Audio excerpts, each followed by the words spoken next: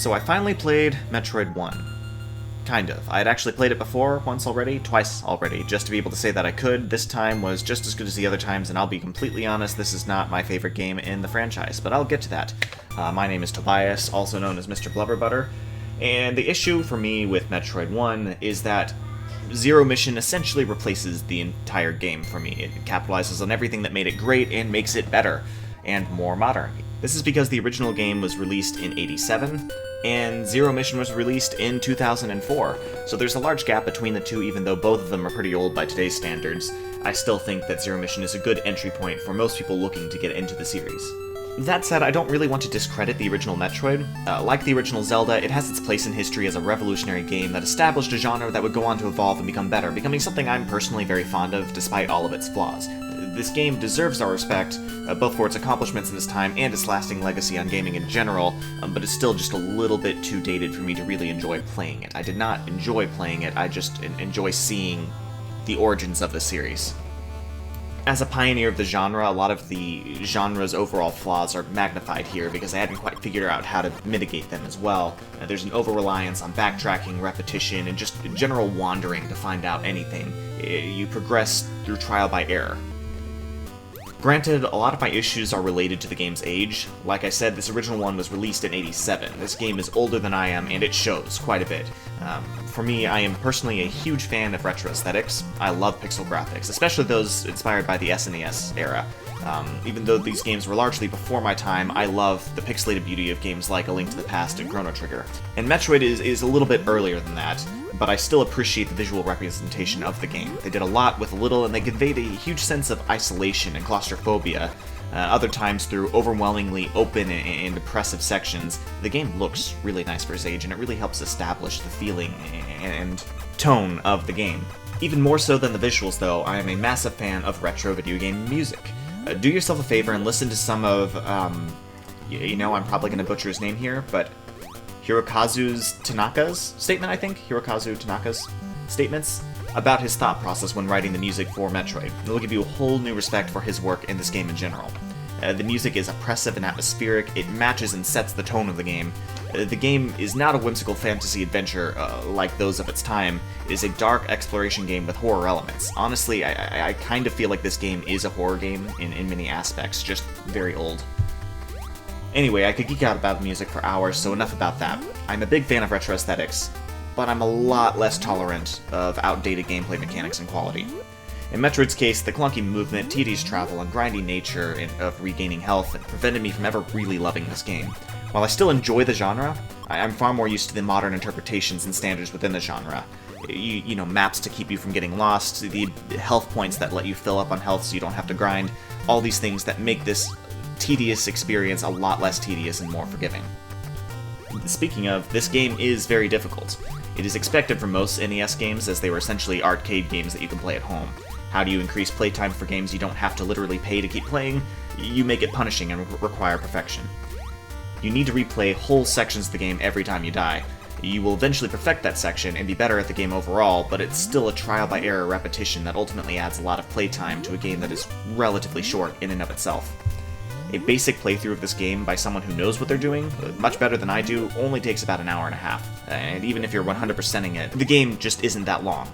Honestly, because the game was built with speedrunning in mind, there's a whole reward system for how fast you complete the game and how many secrets you uncover. As it was partly inspired by the open-world nature of Zelda 1, it has some elements in common with it.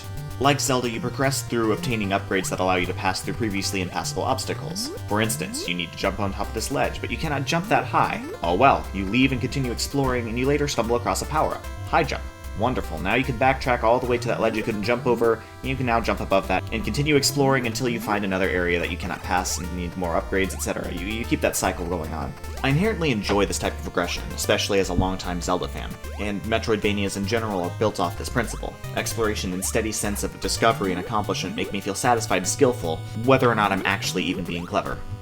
However, due to the focus of exploration in Metroidvanias, many of them don't just expect you to get lost and confused, they want you to get lost and confused, and this can be very frustrating. It was totally acceptable to me as a child, because I had no real concept of spending time and just enjoyed everything in the moment. I enjoyed just wandering for hours and spending time wasting time just exploring in games and just having a good time.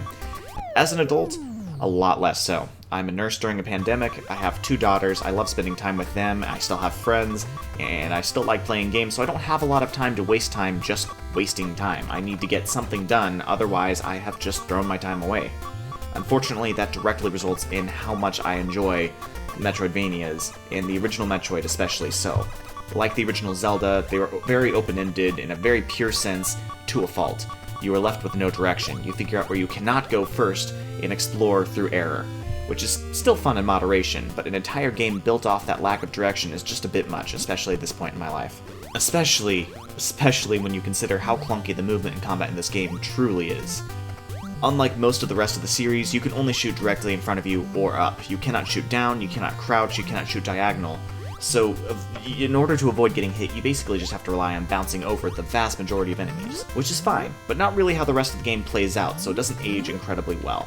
Combine this with a painful amount of damage for every time you nick an enemy, inconsistent hitboxes especially, the fact that enemies can and will chase you into doors and hurt you as you're loading into the next screen, the game just feels designed to cripple you at every turn and intentionally slow you down so that you have to grind for more health, which can often be a negative experience if you get hit at all during the process of trying to gain more health. This is probably mostly an issue simply because there isn't a map though. Without a map, it is difficult to know where you are and where your relative position is compared to all of your objectives, and there's definitely some invisible tutorials to help silently nudge you along, but they're few and far between. And I honestly can't help but feel a little bit like they expect you to just brute force the labyrinth a little too much. At a certain point, you know you're in the right-ish area, but it might take you 17 wrong paths before you find the right one. And this might not be a problem for some people, but personally, I would like to know when I'm moving toward my objective and when I decide to fuck off for my own sake to explore. For this game, the line between the two blurred just a little too much. It was honestly a surprise sometimes to stumble across the boss, and it shouldn't have felt like a surprise, it should have felt like an achievement. Then again, maybe I'm not being fair. A lot of people who truly love this game completely disagree with me on this one, but for me, it definitely damaged my overall opinion of the game and my experience. Playing through this game with a map next to me was a lot more fun than it was my first time through, but it didn't completely negate the problems with the level design for me. Now for the plot though, the plot's weird in this one. I guess first the setup. The booklet gives you some world building that the game doesn't actually really talk about. It establishes a future monitored by the, quote, Galactic Federation, basically a multi-planetary government organization. Cool stuff, right? The apparent inevitable conclusion to a large multi-planetary government was space pirates. However, they seem to have a slightly different definition of pirates than the traditional one. Pirates in a traditional sense are thieves, or sometimes rebels. Really, they can have any number of motives, but they tend to capitalize on the inherent lawlessness of the sea, or in this case the space, to prey upon either innocents or governmental agencies / soldiers. This game, on the other hand, kind of treated them more like an opposing government with its own hierarchy and planets. Whatever though, the point is the space pirates are the bad guys. In response to this, the Galactic Federation formed the Federation Police, which were apparently not actually police, but more like bounty hunters. The booklet says the best of them were known as, quote, space hunters, who were just bounty hunters, I guess. It takes several steps to explain something really basic. Essentially, the space pirating got so bad that the government hired bounty hunters to go hunt and exterminate them, which feels a little barbaric, but whatever. All of that was just the world building. In the events prior to this game specifically, the space pirates attacked a Federation research facility on its return to Earth. In the raid, they seized specimens of Metroids, a newly discovered, highly dangerous life form that they believe wiped out all the life on its own planet. Also, for some reason, beta rays make them multiply. I think the idea is supposed to be that they're like giant, predatory single-cell organisms. In response to this raid, the Federation panics and attacks, but fails. The galactic multiplanetary government, with an entire army, failed in their attack against the pirates. So logically, they send their last hope, which is you, alone, without any backup. There are a couple issues I have with this. One, why in the hell was the Galactic Federation transporting such a newly discovered danger to Earth if they already wiped out their own planet?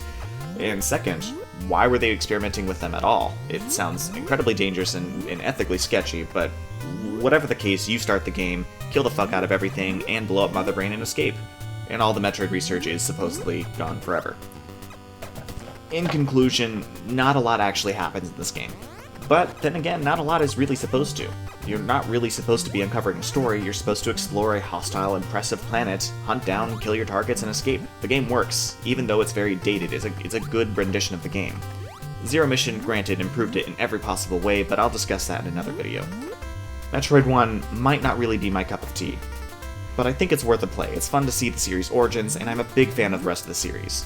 Well, Super Metroid on anyway. We'll get into all the rest of this later. I'm really looking forward to playing through the entire series again, and just kind of seeing how the series evolves over time. With that in mind, I'm going to stop here. I hope you guys enjoyed. If you did, a like and subscribe would be amazing. I'll see you guys in the next video. Bye!